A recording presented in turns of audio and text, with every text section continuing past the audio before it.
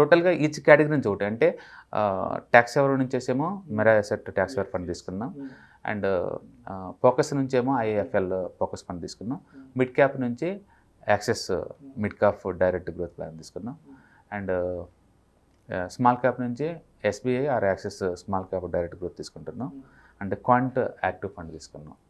అది multi cap నుంచి. So ఈ 5 డిఫరెంట్ కేటగిరీస్ నుంచి 5 మ్యూచువల్ ఫండ్స్. బెస్ట్ థింగ్ ఏంటంటే అప్ టు 5,000 వరకు ఒక ఫండ్ సరిపోతుందండి. రకరకాల ఫండ్స్ వేస్ట్.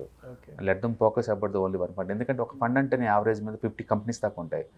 అందుకని మీకు requirement long term wealth creation అయితే ఒకటి సరిపోతుంది. లేదా మీ ఇష్యూ కనుక ట్యాక్స్ సేవింగ్ అయితే సెక్షన్ 80C ప్రకారం ట్యాక్స్ సేవ్ చేసుకోవచ్చు. అలాగైతే Mirae asset tax saver funds monthly 5,000 అలా పెట్టి మీరు చేసుకోవచ్చు. ఒకవేళ మిడ్ క్యాప్ కావాలంటే మిడ్ క్యాప్ మీద తీసుకోవచ్చు. సో మీరు అంటే ఫోకస్ దేని మీద చేస్తున్నారు అన్నదాన్ని బట్టేసి. మాకు ట్యాక్స్ ఇష్యూస్ లేవంటే ఫస్ట్ ప్రయారిటీ అయితే నేను స్మాల్ క్యాప్ మ్యూచువల్ ఫండ్స్కి ఇస్తాను.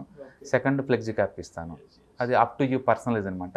ఏది తీసుకున్నా సరే యావరేజ్ రిటర్న్స్ కనుక మోర్ దెన్ 20% గత 10 years డేటా ఉండి, లో ఎక్స్పెన్సివ్ రేషియో ఉండి, హై రేట్ ఆఫ్ రిటర్న్ ఉన్న ఏ ఫండ్స్ అని మీరు చూస్ చేసుకోవచ్చు. మినిమం 20 చూడండి, 10 years హిస్టరీ చూసుకోండి.